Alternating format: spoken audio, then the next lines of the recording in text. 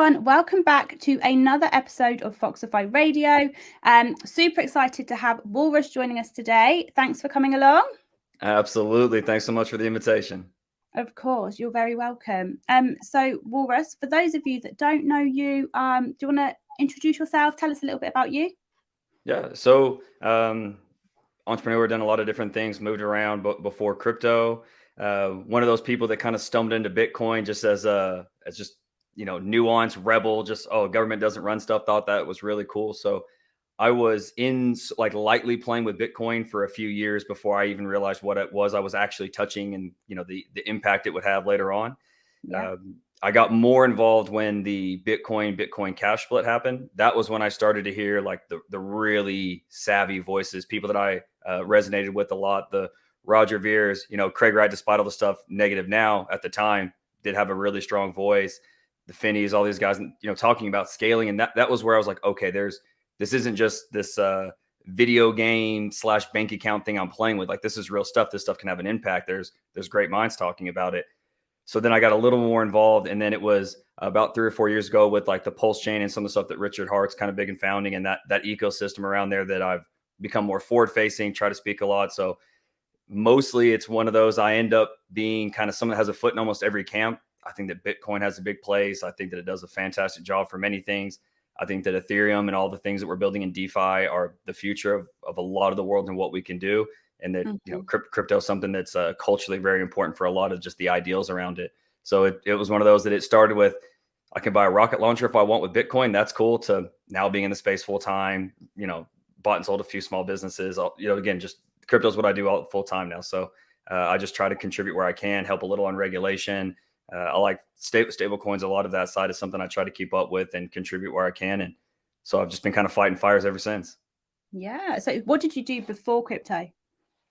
So a big part was I raced and did mixed martial arts when I was younger. So I was just full of testosterone causing problems. And when I was racing and doing all that fun stuff, that was one of those things where I got into like a lot of game theory, and that stuff progressed, playing poker. Again, I had all those like very kind of like just masculine high end habits, but it's funny enough, I always did all that stuff like a nerd. Like when I boxed, it wasn't big heavyweights that I really enjoyed. It's the Guillermo Rigondeaux, the Vasily Lomachenko's, like the guys who are moving around with, like, have like a very, very high boxing IQ. When I was racing, as much as I didn't even like driving, honestly, all that much. I like breaking rule books with fast cars. Like, that was what was fun to me. So all that kind of stuff was where a lot of the kind of the groundwork of some of the stuff I do now was really being formed, was in all these normal habits. So I talk a lot about poker because it comes from like good decision making. So like Andy Duke and a lot of those big poker players, I like a lot of their combination of what's very charismatic gamblers, but it's just math at one side. So I like a lot of those things where there's a lot of duality between kind of that sports, math, data science, and like really, really cool stuff. So naturally, eventually it jerked me to crypto. But I ran a few small businesses. I was in the car business for a long time. I think if someone just said, "Hey, what did you do before this?" that would be my answer. I was in the car business. So it kind of went from racing. I sold cars. If you're a car guy, I ran the desk and set deals and a lot of those things. A lot of interesting stuff around the car business. And then eventually I ended up being on my own and helping set up internet departments, because that was somewhere where, again, some of the tech game theory stuff, that was stuff that I did really well, that scaled in the car business. So a lot of it was after it was that. Ran solar again because it was similar. And so I ran a small solar company, doing a lot there. And so mostly kind of that sales marketing, always finding a place. I consulted with a lot of my, I have a very, very interesting social network. So did a lot of consulting with those guys. But so pretty much had my hands everywhere. But if someone was looking for like one answer, it's the car business. That's what got me here. Yeah, cool. Funny that you touched on poker. I only actually played poker for the first time ever 6 months ago. Like, I'm not a gambler. I'm really risk averse, like, which is ridiculous working in this space, right? Crypto by nature is quite risky. But yeah, and I love it. I think, that combination of like you say, looking at actually like the maths and the odds and stuff, and then actually this game face that you have to put on. I'm not very good, to be honest. My biggest flaw, I think, is that I get bored. So if I get a few hands, I'm then like, oh, do you know what? I'm just going to go all in because this is going on far too long. So I It's do get bored of it pretty quickly, but there the yeah. things with poker is funny. I like to, whenever like we're talking prices, I don't ever do like forward facing price projections, stuff like that. I like to talk about sports Mhm. betting though, even though I don't actually bet all that often. I don't actually play that much poker, but I love the game and understanding some of that stuff because I think that Mhm. I think we're better at thinking in things like it's a bet than we are in trying to like think through these things as like financial instruments. We're bad at that as humans. Like if I say, "Hey, what's Bitcoin worth? Where's it going to move?" You can hear people that are really good at technical analysis, but very few of us actually think that way or understand or look through graphs or see what we're seeing. Yeah. We're in some ways, it's funny enough, like we get into some real psychology. We're lying to ourselves thinking that we think that way or get that way. We really don't. We Mm. really come down to what boils down to, I think, closer to like pool or poker, which is there's all this stuff going down that comes down to stay, hit, bet, raise, or almost like, or if you're like thinking of pool, no matter what's going on, there's all this physics around the pool table where the balls are. It's always different, but it's still at some point, I'm literally just going to hit the ball at one spot at one speed. That's what it comes down to. So I think those are really valuable frameworks for people to look through, and that sometimes we get too caught up in like our own language and being very, very confident in our own evaluations on these things, rather than realizing that if you were really honest and you work through enough of this, it comes down to a gut feeling. And things like poker and some of the sports betting ends up making us better at what comes down to a gut feeling or intuition than a lot of us really are at, some of the technical analysis that can look and be very comforting when you don't really understand it. Yeah, absolutely. Yeah, and I think, I think you're absolutely right. And with, people that they sit and they study the charts of, say, Bitcoin, I think ultimately what sits behind those charts and what will influence those charts moving forward is just human behavior, right? Mhm. And that's something that's often, I think, forgotten. It's put down to just this chart, like you say, and there's actually, it's a much bigger picture than that. Mhm. And we can be as good at reading a chart as we like, but if you're not understanding the psychology or the reasoning or the people behind it, I don't think it's as valuable, perhaps. There's my last little sports analogy. I use this again because I think it's kind of a chart reference. Yeah. So if you just look basically historically over like the last like 20 years, the way to Mhm. win a Super Bowl is to just have a quarterback named Tom. But that's not the predictor, right? It's Yeah. because Tom Brady, the best quarterback in the league over a massive span, happened to be named Tom. So even Yeah. if you go and look at a chart and say, "Hey, look, everyone named Tom wins Super Bowls. We just need a guy named Tom." It's Mhm. okay. That wasn't cause. That was correlation, right? So like when we look Mhm. at like these chart datas and these things, we can take we can take aspects to that and use it as ways to steer. But it's when we start to allow that thing to actually like govern the choice, right? Yeah. So a lot of times with these things, it's what data is actually predictive of future events. Like some things are lag indicators, but they do a terrible job at forecasting. So I think a big part of that too with some of these things in charts that we look at is we're looking at incomplete information, and it's fine to take those. So while I would probably be farther on the anti TA camp than pro TA camp. It's not like I don't Mhm. use these things, right? Like you can look at a chart, and it doesn't mean that I can pull up a 5-minute Bitcoin candle and say, all right, this is where we're going. But Mhm. you can still look and see cycles, right? And we can say, Yeah. okay, hey, this parabola is starting to fall over here, right? Like, so there are aspects. And so where I think the sides don't always get along is understanding that neither's right and that both have a lot of value. So Yeah. I tend to be more like looking for bottom indicators, top indicators, more cycles, more of that side whenever I'm trying to like be forecasting. But one, I just assume that I'm wrong. So even when I make bets, I make them very conservatively, assuming that I'm going to miss a lot of the time. And then you Mhm. can still take a lot of what we get from TA.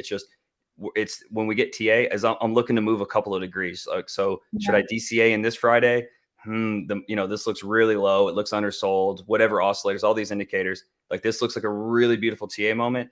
Maybe Yeah. instead of $1,000, I'm going to go 1,500 this week. Maybe I'm going to speed my DCAs up. So that's where I think the worlds can mesh. I think you do Mhm. whatever side you're best at, you do that, and then get enough out of the other sides or other indicators that you can help dial in your decision making. Yeah, absolutely. Where did you learn about TA? Are you self-taught? Do you have like resources that you really dived into? Um, but yeah, where did you learn about it all? I do very, very little. That's one of those things that I quickly realized, like, hey, I just got to offload this. I think that it's very much, that we talk about like that bell curve, and the people in the middle are the ones who do bad TA. The ones at the beginning who are like Bitcoin's just cheap. It's like, yeah, well, that's historically worked out. and then the people at the very top who are very, very process driven, like those guys do well. But it's all the people who think they're smart in the middle. I've way too often end up being the person who thinks they're smart in the middle. So on TA, I have other people that will do more of Yeah. that process and kind of keep me up to date on it.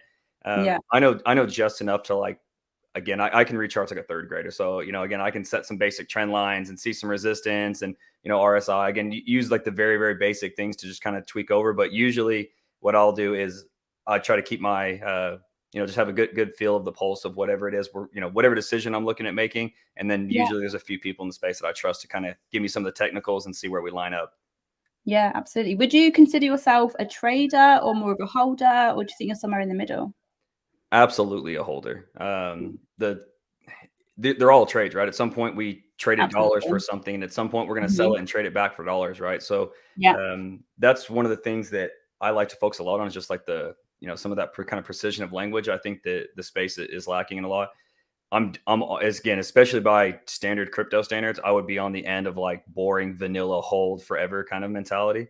Um, I think that most people who are on the end of the spectrum where I am, it's funny enough. I think my mentality would be like all the way toward hold. My actions are kind of slightly more centrist in that I probably make more transactions than most people who speak the way I do. Okay. But a lot of that comes also from like comfort, time in the space, having a lot of expertise and options. If Even if I had the same sort of demeanor and same sort of life situation, if I wasn't as plugged in, if I didn't do this full time, I would make less movements. So Yeah. it's one of those where I'm trying to like answer the question, but also answer it in a way that I feel like it's the audience is getting the information for what the question was designed, right? So Yeah. definitely Yeah. on the holder side, the less you're involved in the space, the less moves you should make. Yeah. Agreed. Yeah. Good answer. How was the transition then from a fiat job, or a normal in real life job, to crypto full time? How did that happen? How was it scary? Was it just a case of dive in, or did you gradually sort of increase your way there? So I'm pretty sure it was Carnegie. He said, "Thank God I was too stupid to get in my own way." That has been the absolute like mantra of my life for probably the last 4 or 5 years. And that looking back, so many of the things I'd done, if I had realized like how much work and how that stuff would play out in the middle, I probably wouldn't have done them. And luckily, I was just like, "Oh, this sounds awesome. Let's do this." So Mhm. boldness has definitely been what's led me to a lot of the productive things that I've done here recently. So I had already transitioned to, again, an entrepreneur running smaller businesses, and even before that, all the way back to basically, I've almost never got paid normal. Like it's always been commission, and even the commission in some of the fields. Like if you're in solar and doing some of those fields, like you may end up having some huge month. You make 40, 50K, a lot gets delivered, and you may have a month where you may make 2 grand. I mean, you have like very large lapses. Yeah. So the sort of self-employed, I have capital, that mentality came relatively quickly to me, even before I understood that I was doing it right. So initially there was just some luck when I was younger about realizing like, hey, I can't set my, most people think about their like monthly allocation. Hey, I've got 4 grand in bills. I make 5 grand. Okay, I can spend this much a week, that kind of breakdown. Because I was always commission based and doing interesting stuff, I never really like that never sat in for me that well. So a lot of the things about, moving from, sort of a normal job to maybe more of an entrepreneur, I've that pay a lot of that mentality I already had. It was always very eat what you kill. I'm commission based, all those things. And then when you get to, jumping over to crypto, the idea that like, hey, I just may not collect money for a huge length of time. Most of the scary stuff, I think for most people, I was fortunate in that I never had the comfort there. I'd always started Mhm. in more of sales, marketing, entrepreneur, consulting, where even when I made a lot, it was atypical in the way it came. Yeah. So the move over to crypto to me was relatively easy. I was sort of rebooting in a lot of ways. The year or two before that, I had a lot going on just in my life. Lost my mom to cancer, so I was taking care of her, and there was a big phase there that was very kind of a big fork in the road for me. So a lot of the a lot of the sort of scary stuff for most people, I'd already kind of got from commission, and then I had such life events going on at the time that there wasn't, all right, well, I got to go tell Bill that I'm quitting and now I'm going to be doing this thing. So it's funny enough, life through a combination of curveballs and things to jump over basically made that decision for me. I didn't kind of have that formal transition. I think most people would. Yeah. No, and sorry to hear about your mum, firstly. Oh, of course. Thank you. I lost my mum suddenly a few years ago as well. And I think how you say a fork in the road, I think that describes it perfectly. And I feel like it puts you in this situation, doesn't it, when you go through a life event like that, where it's almost like you become a different person. It fundamentally changes, I think, your outlook on stuff. I found in in good and bad ways. It's definitely good to come from it, and I do think it gives you almost this this boldness and this confidence to just go and do it. Just go and do it. Anything can happen. Life can throw things at you, and actually just take the opportunity now. That's I think one thing that it changed in me quite a lot. I was probably more reserved before. I think with life choices, perhaps. I don't know if you'd agree. 1,000%. There's over the last, I would say, so roughly 5 years, I've really, I guess it's one of those things I almost was like looking back and like actually process a lot of some of the interesting things that I had done kind of in my 20s. Mhm. And now this stuff has been so transformative, and I have an unbelievable group of people around me.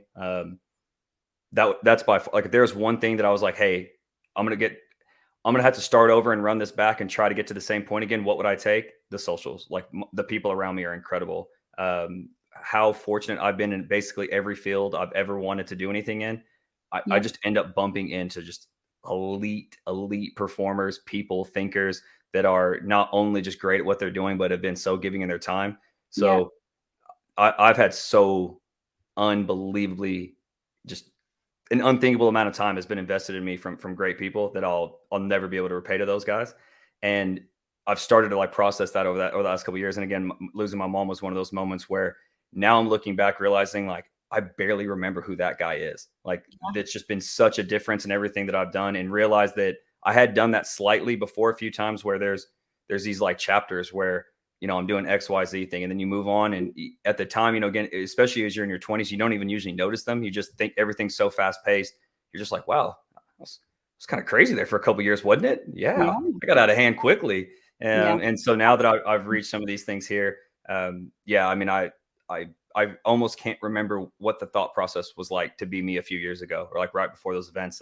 So much has changed. And hopefully that's something that I'm able to keep up through here. Is now there's more resources, more things going on. I have a lot more I'd like to accomplish, and hopefully I feel the same way in 3 years, where I'm like, man, I barely even remember that guy. So Yeah. I think that's something great for anyone that ever feels stagnant or trying to achieve more, or even maybe even it's funny enough, I don't think it gets talked about. Some people feel like stuck even in things where they're doing well. They just don't want to make a pivot. They're not as happy.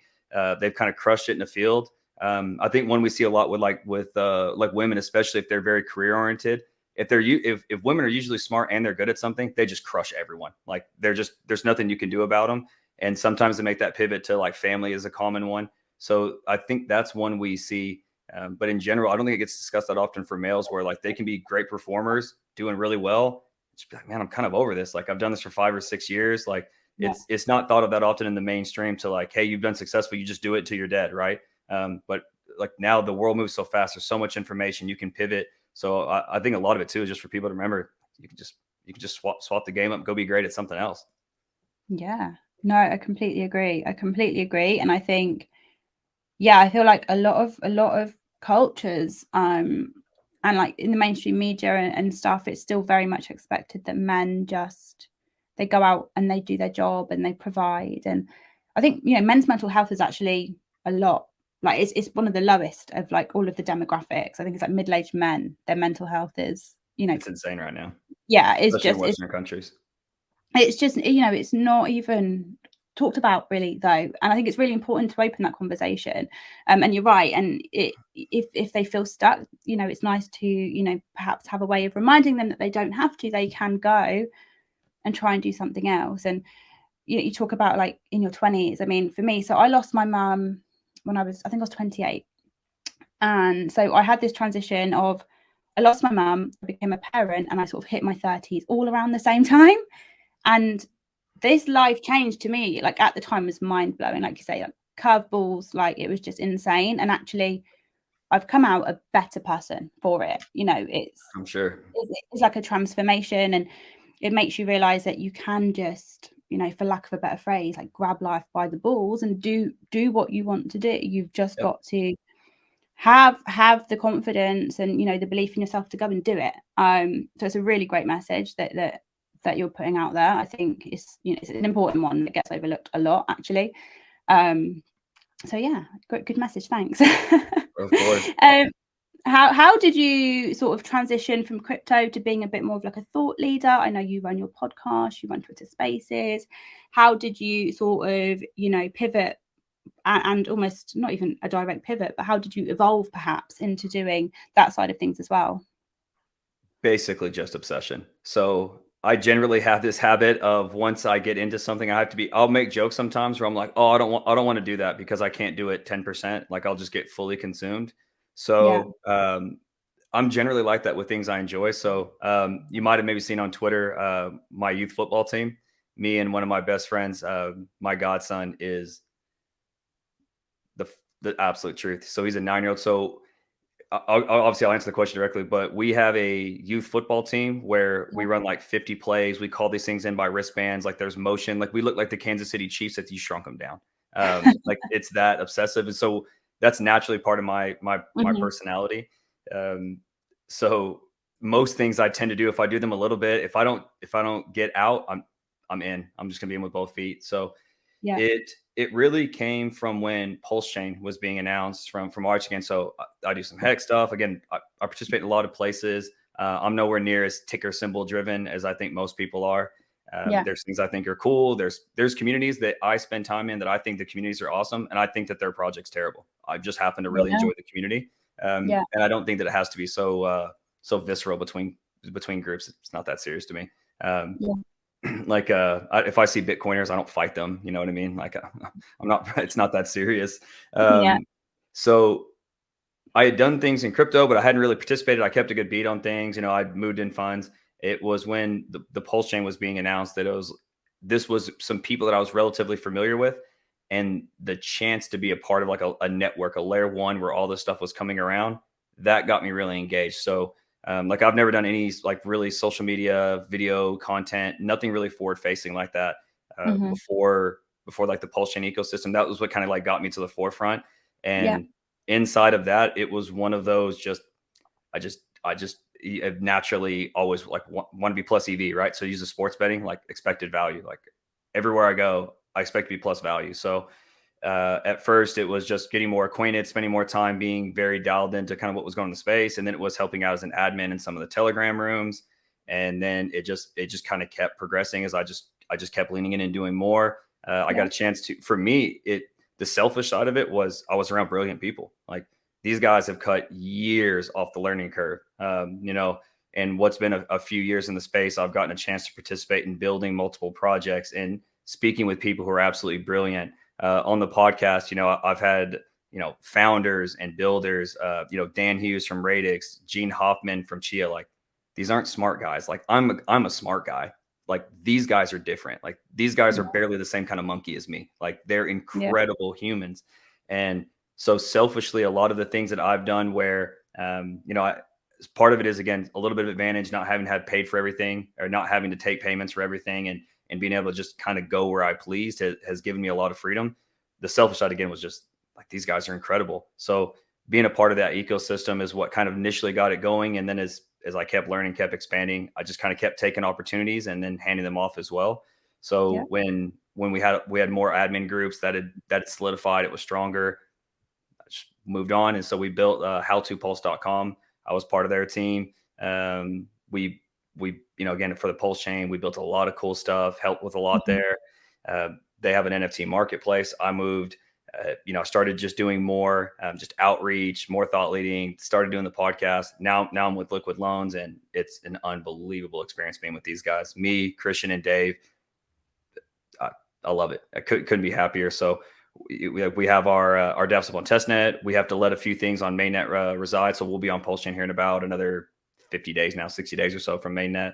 And it just kept progressing. So it started with some basically just boldness, So I think a lot in crypto for people who are wanting to get more involved in the space, part of it is like the almost initial reaction. If you're like, man, this stuff is really, really cool, I want to be here. You go, well, I don't code. Man, basically no one codes, right? Even people who are like pseudo developers in the front, they don't actually do the coding. You bring in hitters for that, right? So it's almost like an architect. Architects don't build the house. They usually don't even do the math behind it, right? Like their concepts, their fluidity, their project managers, and then as you keep going, you get more granular and more analytical and more specialized. So inside of the space, one is, and I mean this with love to the ecosystem. This isn't meant to call anybody out, but this is more of like a rally cry for anyone that wants to be in the space. Guys, none of us are that good yet. No one here is that perfect. We haven't figured out proof of stake. We haven't figured out proof of work. We're pretty sure we've got the right Bitcoin. There's tons of layer ones. There is no Coca-Cola. There's no Walmart. There's no Amazon here. No one's that good in media. No one's that good on front ends. None of this stuff is figured out yet. Like if you do anything of value and you like being in the space, you like doing the remote, being able to move around, just engaging with the absolute crazy group of human beings that happen to be the crypto industry, it's all here. You can bully anybody out. The people, one of the great guys on our team that handles our blog, he just literally came and said, "Hey, your guys' blog kind of sucks. Do you guys want me to help?" And then like now he's here. Now he handles it, and it's incredible. Like most people here, they pretty much just bullied their way in a little bit. So I would encourage most people to not be too concerned with what they can't do, but remember what they can do. And that if you can do something that's valuable in the space, just come in and get in. We inside of like a lot of the places where I'm at, we have there's a beautiful young lady who she just did the audio version for a few people's books and text and basically just reads quotes. So like she does a lot in the space. She's helpful, but like that's kind of like her main contribution. She doesn't know anything about the coder tech. She's a smart girl. That's where she contributes. Just puts out valuable content, something really valuable in the space. So you just get in where you fit in. And so I've been helped immensely by the people around me, but it just started with being of service and it just kept escalating as I kept focusing and being valuable and trying to find places to be valuable, pivoting when I thought I needed to, and just sharpening my own teeth and being of service. It just kept opening up doors. Yeah. And you make a really good point about if you want to get in the space, just dive in, just offer what you can. I remember, so before Foxify, and it's still running, we set up a token, and my co-founder had the idea, and he was like, "Hey Alice, do you want to found this project with me? Shall we build this? Shall we do it?" None of us are coders, like not even remotely close. And I'd done a little bit of investing in crypto. I wasn't big on it. I was never like a maxi. I hardly used Discord or anything like that. And I was like, you know what, let's run with this. Let's give it a go. And you learn so fast, so much. It's actually insane. And like you say, just for being around people that really know what they're doing. Like there are so many crazy smart people in this space that just being around them, you learn so much. And I feel like even now, like, so I've been on a team for a project for probably about 18 months coming up for. I still learn something new every day, like every day, more than one thing, in fact, multiple things. Like, and the space moves so fast. So even people that have been in it for 10 years, they're still learning. So, everyone's got to start somewhere, right? And we're all learning and we're all improving. And like you say, there isn't, a monopoly anyway yet. The space is new. There's so much opportunity in it. And on that too, this is one of those things. I as I've moved along, I've started to realize like how much I think the crypto kind of overlays with some of the issues I think we have in like just the culture in Western countries, which crypto tends to be hyper focused around, even though there's so many jurisdictions doing great stuff around the world. But like there's a very like eat the rich mentality in the West, and the people that we see of as sort of pictured as rich or hyper successful in the media, at least from the experience, most of the time in most industries I've been in, but especially in crypto, I don't meet those people. The great people I've been around have been extremely giving of their time and extremely happy to teach people and extremely happy to accommodate people who are just good at stuff. Almost everywhere I've been, especially in crypto though, like, are you competent? Like it's so like most time, like just, are you decent to be around and are you good at something? Like those people just tend to be around. And even though are you good at something, if you just want to be good at something, that's usually enough to get people moved up and get into the right kind of roles and be around people where they can do some great things. So attitude and effort goes an insane length when it comes to being great. And most of the people that I've been around that are hyper successful or really talented in this stuff are very giving. That mentality of monopolies and crushing out opposition and not helping people leg up, that's daytime TV. That is not anywhere close to the experience I've had with the vast majority of great people. I've got guys that are way outside of my weight class that take phone calls from me, that have helped, that have connected me to people. And I mean routinely. I don't mean like one or two great guys that are mentors, which I do have, and I'm very thankful. I'm talking about in general. Just the majority of those guys I meet, if you're being reasonable, understanding of their time, asking questions, being genuine, and that you actually want to do something great, you're not trying to make a buck off them. The vast majority of those guys and girls are incredible, and they've always been giving. Yeah, no, I completely agree. I remember when we first started out, and we managed to get on, quite a few calls with teams of projects that were a lot bigger. Like, we were unknown, right? We were completely unknown. No one knew who we were, and they were still happy to set some time aside. Like, okay, so tell us what you're building. Tell us, like, what your vision is. How is there, like, some synergy between these two things? And there was none of them were, saw us as competition, or there's not enough money for this in this space. Like, we don't need more projects. There was none of that, and it was really refreshing, actually, when you go in, because I think, especially in more traditional industries, a lot of it can be who you know rather than what you can do. And it's not like that here, really, in a lot of ways. Which is great. It doesn't matter if you're well known or not. If you, like you say, work hard, if you're diligent, I think, most projects or of any size would take on a mod if they were persistent enough and they showed that they were invested in the community and they worked hard and they understood the concept of whatever the project was about. I think most of them would give that person a shot, actually. So so Walrus, tell me a little bit about Liquid Loans. What do you do over there? What does Liquid Loans do? So Liquid Loans is incredible. It's a fork of Liquidity, which has worked very well on Ethereum. We're launching on PulseChain. We have our DApp is up. I can give you all the link and all that stuff so we can fill it out in the video. It is, again, it's a collateral protocol. So it has a few main components. So one, it allows you to collateralize Pulse, which is the native token on PulseChain, right? So similar for everyone kind of, that's not familiar, it's Ethereum and ETH, it's PulseChain and Pulse. So you're able to collateralize that and then take out a stable coin. That's kind of the main function there that works at the top. And so the stable coin now is pegged to $1 worth of that asset. So now we are able to have a stable coin that does not have admin keys, that does not have funds at Silvergate, that does not have funds at Silicon Valley, that doesn't have any of those outside issues, where here it is. There's no admin key. It does not get turned off. It does not get blacklisted. And if you want to verify, you can go redeem it at any time, and you can go verify and look, it's right there on chain. Everything is on chain, showing where these things come from.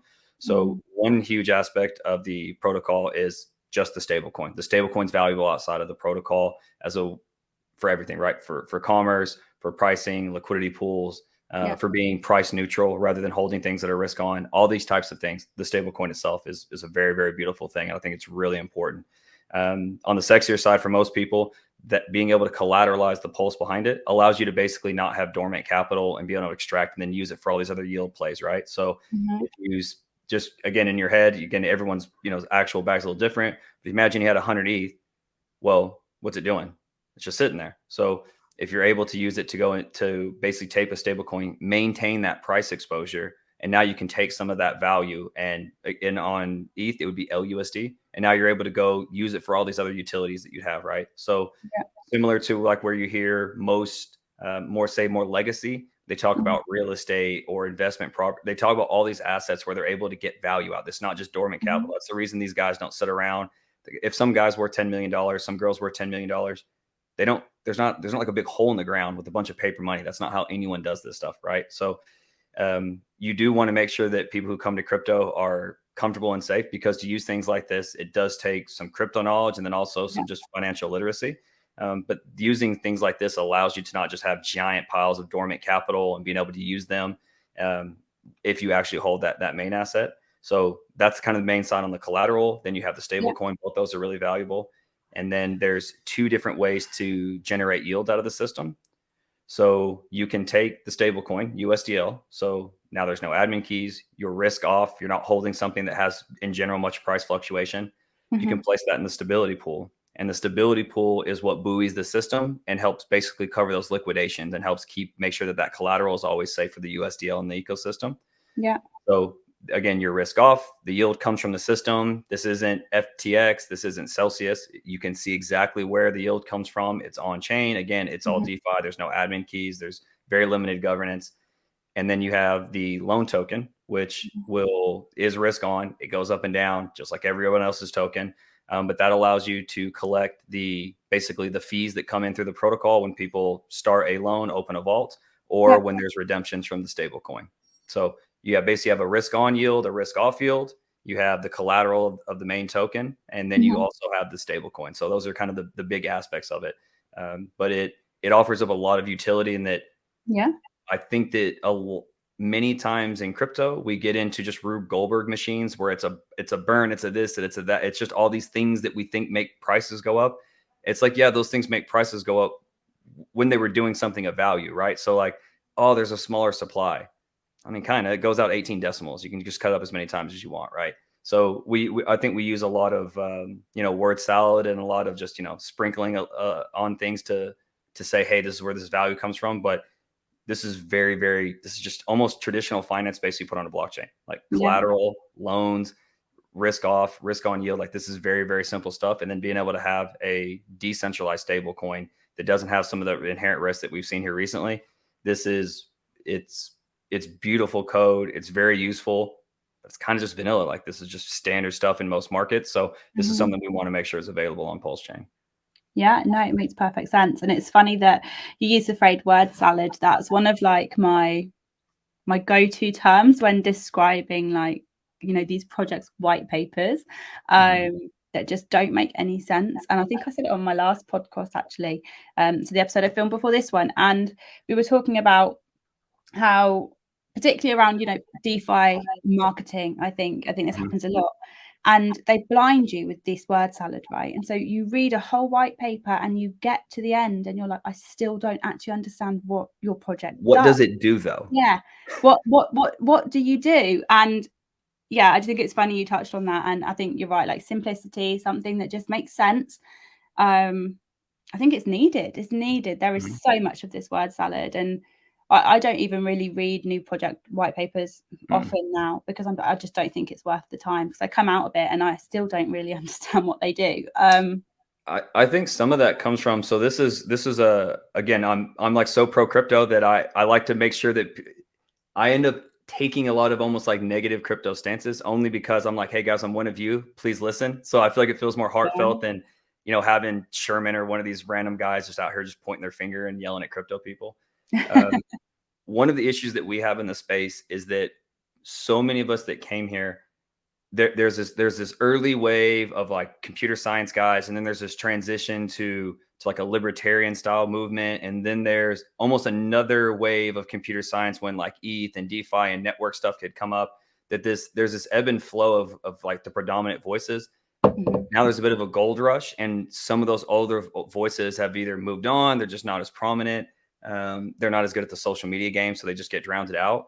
And now we have a group of people that are here because they just don't like legacy, which I agree with. Like there's a lot of stuff in legacy markets and just traditional entities in general, whether it could be government, private companies, like people are just unhappy with a lot of the status quo, right?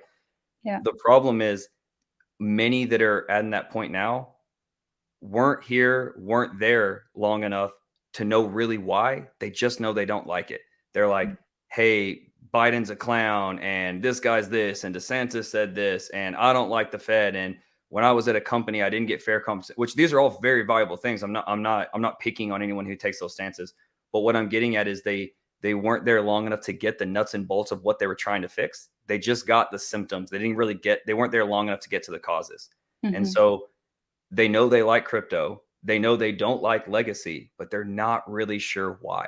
Yeah. And like if you dig down, it's not until you look at things like the Grayscale Trust, And you're like, okay, well, why is it better than a standard trust? And you get into some of the Bitcoin and like, okay, why is there issues? Well, it's a legacy entity. So now the people understand there's funds and there's management. And until you start to like really get, hey, what was it I didn't like about legacy? You don't know how we can fix it here.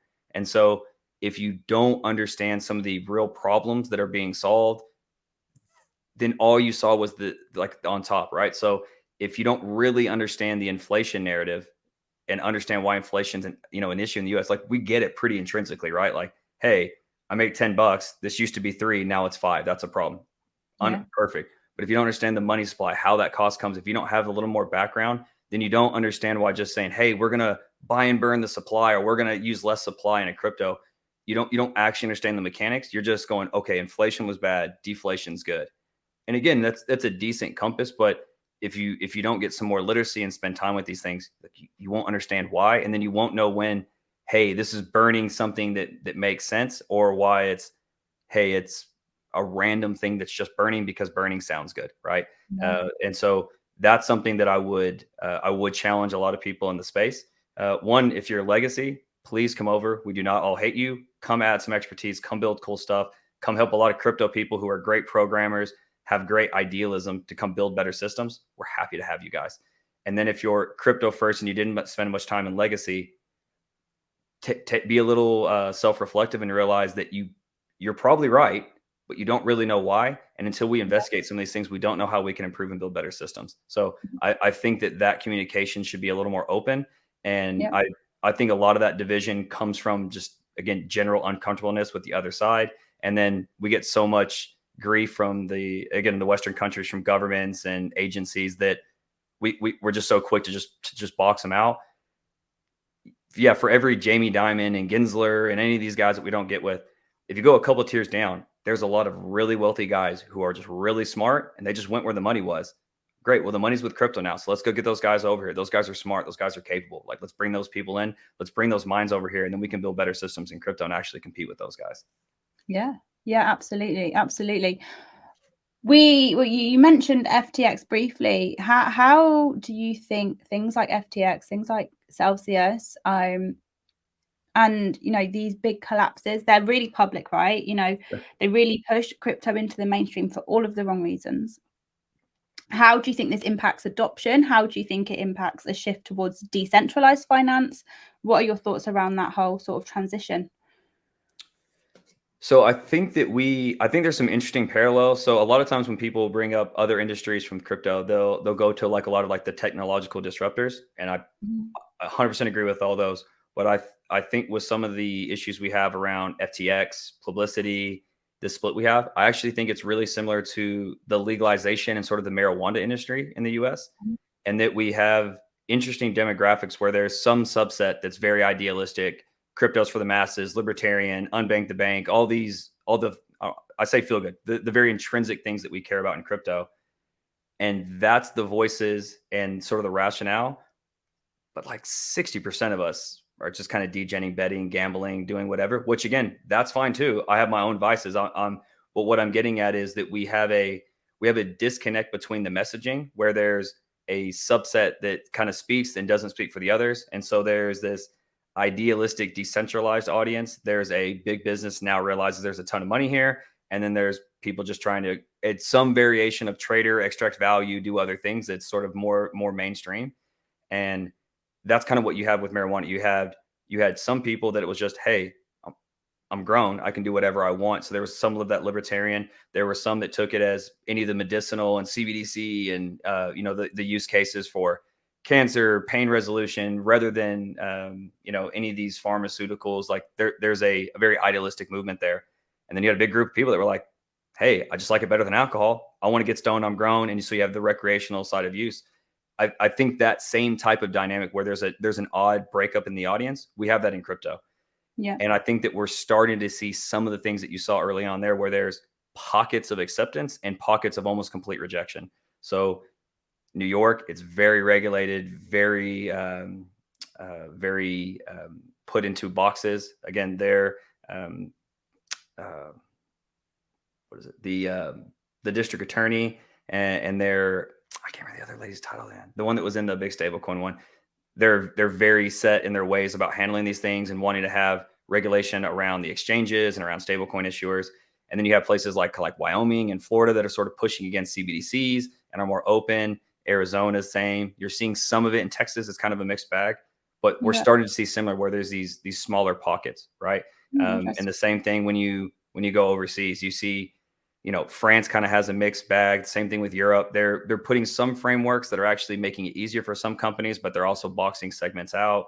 You have more places like Hong Kong and Dubai, Saudi Arabia starting to do the same. Thai, a lot of these places that are like, you guys are nomadic and you guys have a lot of funds, please come on in, because essentially crypto funds are almost like tourism dollars. There's almost no government in the world that doesn't want a lot of that value.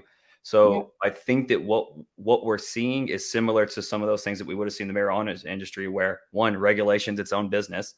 You see jockeying for who gets to control these things. So sometimes, again, from crypto, we look at this and just say the government. That's a whole lot of different things. Yes, the CFIC is different than the SEC. The SEC is different than Gary. All these things are different than these proposals. It's all different than financial institutions who have their own incentives. So some of the reason that it's muddied waters is that it's different people who want different goals. So I think that that's part of the reason there's so much tumultuousness and some of these things that people are seeing in a lot of these Western markets is they're not all one thing. They don't all have one goal in mind. And again, there's a lot of different incentives here. So I think that's what we're seeing a bit. And they're going to take any of these big issues and obviously highlight the extremes. I think anyone who's relatively close to the crypto space, who's listened to any of the congressional hearings and heard the way so many people that are smarter than that say some of the things they did about the causes, it's asinine at best. So I think that we've done a good job in actually communicating some of these things that we've almost forced some of these agencies. The term I would use is juke. It means you basically just had to do something irrational. Like you just had to take a shot at something because you were behind, you were losing. So, a few of these courts were like, hey, Binance is selling unregistered securities. How? Because we said so. No, that's not going to fly. No, they just throw that stuff out. So I think even seeing, did that particularly matter affect the case? Not really. But I think you can see it as a bit of a crack where they just thought they just had to say it out loud. They basically just yelled it. They just declared it and were hoping it was going to fly. Right. So they were behind on that. Right. Like that didn't reflect well. That wasn't a very good legal move. And so I think we're seeing some of those cracks in some of those places. And I think that relatively in a few places, crypto has done well. And I think that the more these other jurisdictions open up, you have to be competitive. So it's like there's a lot of crypto can move around very, very quickly. And a lot of the same ideals, along with the fact that you're not connected to brick and mortar locations, it starts to free things up. We forget in the Western world, not just this idea of movement or you have to show up at work, but people's insurance, many things people do are directly connected to just being a standard employee. That once you break that, you start to realize you got a lot of elbow room out here to move around and do different things.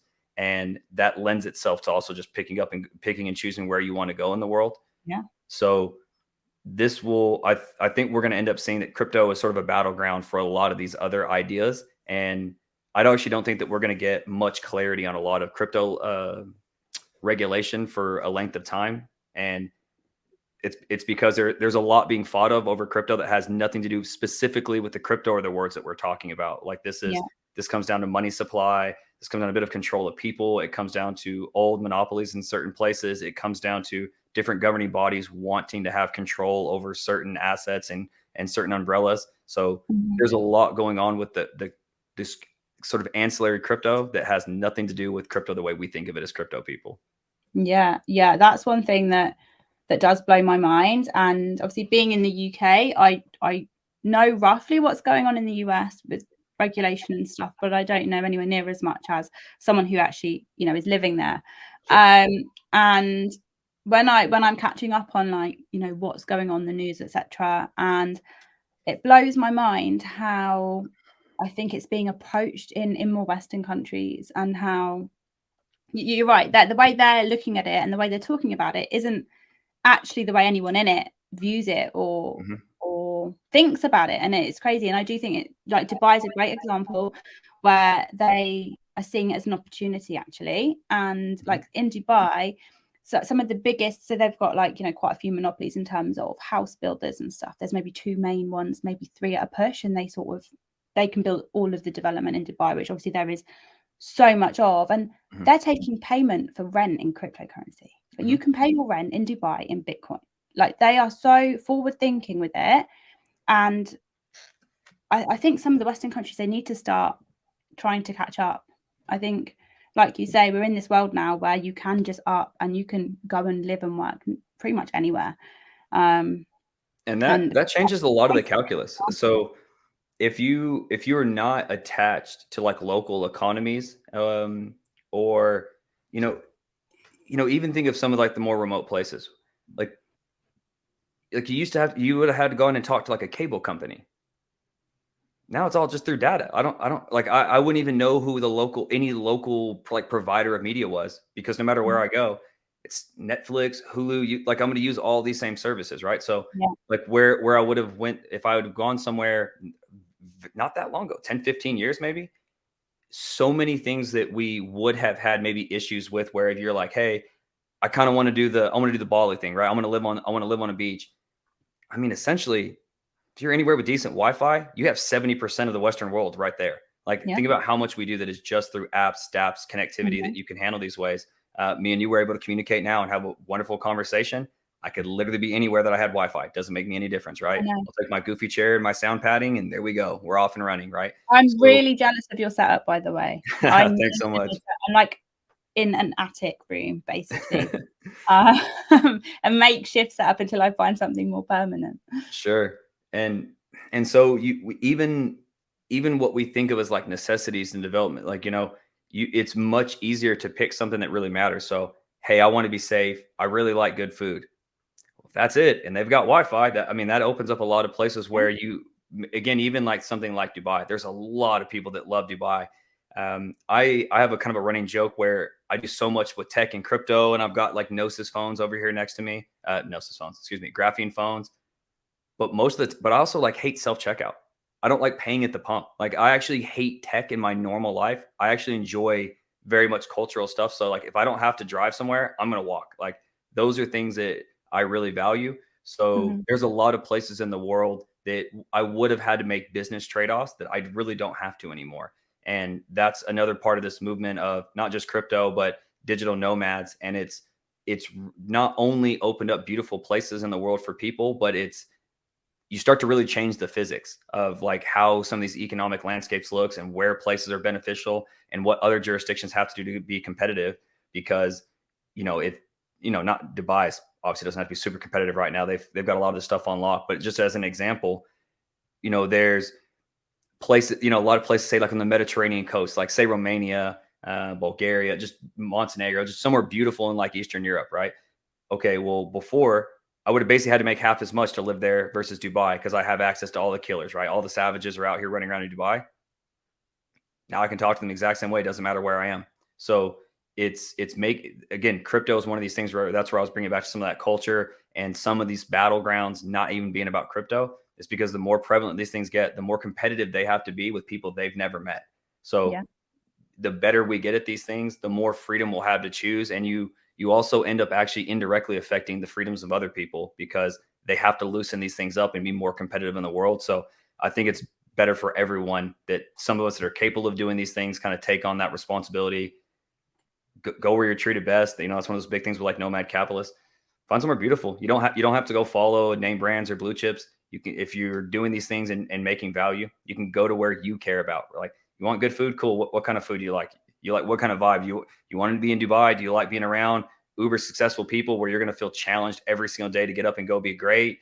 Do you want to slow down and go to Bali? I mean, there's all these great things, and a lot of the space and the great things people are building now have opened those doors up for a lot. Yeah, it's crazy. And I think it's similar to a conversation I was having recently. And one thing that blows my mind about this space is, it's global, right? So I genuinely feel, like, not being cliche, I genuinely feel I've made friends and connections everywhere.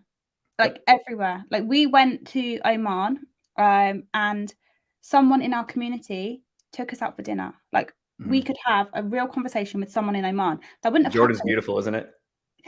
We didn't go to Jordan. We went to Muscat. Oh, nice. But that whole Middle East area is lovely, isn't it? I've been to a few countries here, and yeah, it's incredible. But just crazy. Like that wouldn't be possible if we hadn't, you know, been in this space. And we go to Dubai, and there's people in Dubai that we know, and we can meet up with for dinner or drinks, or, you know, it's just insane. Like Danny recently went to Consensus in Texas, actually. I was there as well. Oh, amazing! You didn't meet him? I don't believe so. I should have thought about that. Yeah, no, I didn't even think about it. But yeah, so, and like some of our community members, they came and helped on the stand. We had a Foxify stand, and they came and helped on the stand. And then one of them gave him a lift to the airport so that he didn't have to get a cab. And it's just this real sense of like community and feeling actually welcome wherever you go, because the chances are you probably know someone in that area just because of the connections that you make in this space, because it's so vast.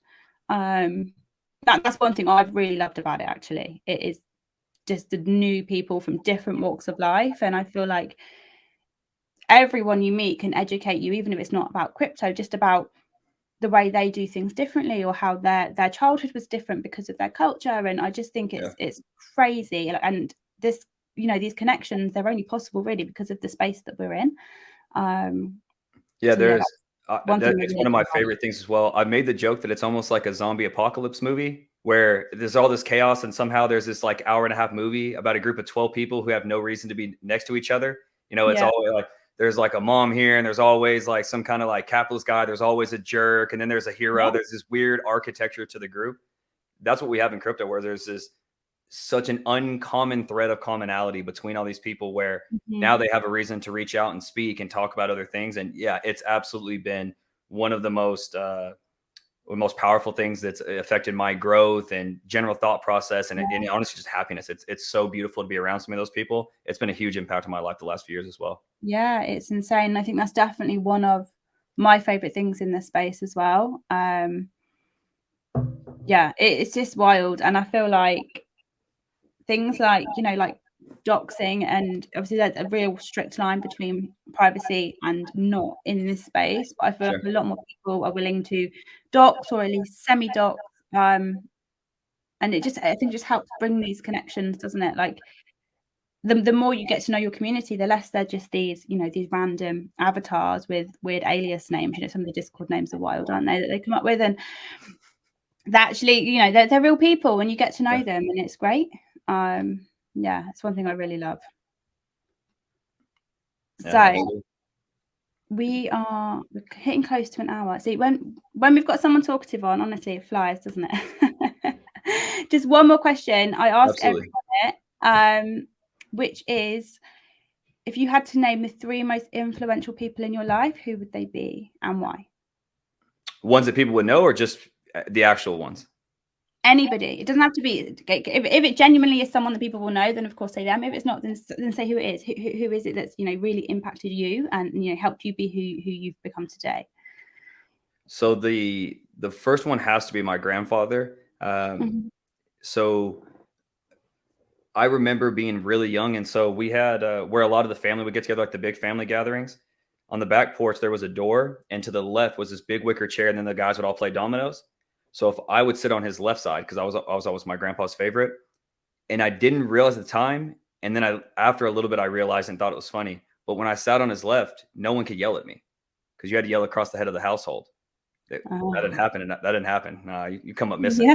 You get buried in the backyard for something like that. And so even like my mom or my grandmother early on, like they'd yell, you know, all the kids come on, and I would get a little bit of a look and then moved on.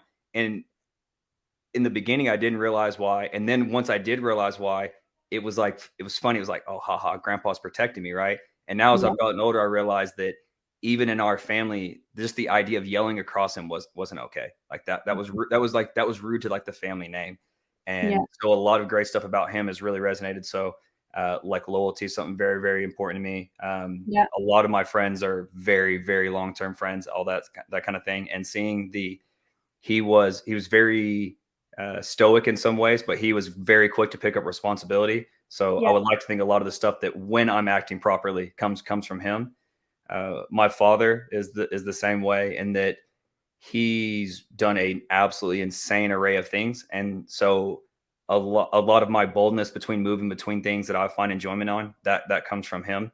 So he was in the service and did really interesting things. He was a fire marshal, a jailer, an EMT, and then finally a lawyer. So Yeah. I've never Wow. seen him and Batman at the same time in the same place. So I'm pretty sure he's not Batman, but I'm not 100%. I Yeah. haven't Well, confirmed with it. it, with his, his background and experience, he could well be. He Right, it sounds like right. he's good at a lot of stuff. So So I think all those like formative years where a lot of like my main characteristics come from, it's definitely from them. And then since then, again, this all sounds like family kind of shilling here. I would say one that's more forward facing that I think would be impactful for others.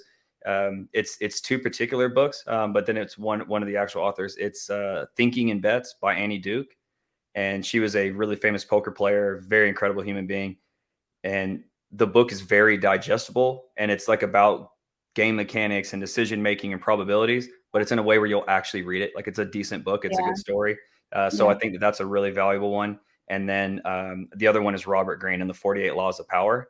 And it's it's easily like from judged by the cover, a quick conversations as maybe like maniacal and very Machiavellian, yeah, manipulative, but it's really not. I think for many people, it's understanding what's actually going on around them. So yeah, we're always manipulating. We're always trying to convey information. We are trying to do things, whether it's because we have big, grand gestures and grandiose ideals, or we just don't want to get fired. And so many of these times, we just misunderstand some of the dynamics that are going on. yeah, As we were, young and in school, we always thought the teacher was this and that, and oh, I can't believe the way they are. And then you're like, pretty sure they were hungover. Now, as you're an adult and you look back, so sometimes again, like that's a funny one, but we very very much fundamentally like misunderstand power structures, incentives, and dynamics. And a lot of reading through the 48 Laws of Power isn't so that you can go start the Fourth Reich. You'll look as you read through them, you'll be like, oh, I can't believe I did that, or that's what that person was doing, and it'll just add context to so much what goes on around us. And I yeah, think the more that we understand, the more powerful we feel, and the less reactive we get and trying to fight for a parking space. If people are mm, fighting over parking spaces, it has nothing to do with the parking space. Like they feel unpowerful, they're being challenged, they don't feel happy. That's why they're fighting. So I think the 48 Laws of Power and adding some clarity to a lot of the decisions that go on in life makes a big difference for people and their well-being. yeah. No, great answers. They sound like really interesting books. Actually, I need a new book. So I think the 48 Rules of Power definitely I'll pick up. It actually reminds me a little bit of my son. So I have a 4-year-old, and sometimes, like you said, he'll fighting over a parking space. They're not fighting over the parking space, right? And just a quick Right. anecdote. So then we'll close off because we've been going on now. And sometimes he'll ask for something and he'll be told no for whatever reason, and he can't let go until he's had a yes. So he will fight you, and if he can't get a no to that, he'll then want something else. Do you see? Hmm. And he'll just keep trying new things until he gets a yes. And at the end of the day, it's not about even the first thing that he asked for or the second. It's just about He wanted his yes. getting that yes. And I think actually that book sounds like it goes into detail around that sort of psychology, quite well. So I definitely will pick that one up. So thanks for the It's recommendation. you can watch it. Like there's a lot of like cliff notes on it that'll give you some context. Oh, yeah, The book's actually relatively long, so you can just mix and match. So just grab a lot, like just flip through, find one that yeah, feels impactful. They have really good historical context, and then they'll like go into a little more in depth. So yeah.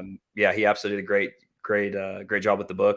No, He has a lot of great podcasts where he speaks about all kinds of interesting things in his own life, and he's been with everybody from heads of state to 50 Cent. So it's an interesting rabbit hole kind of about yeah. Robert Greene and what the impact the book has had along with just reading it for yourself.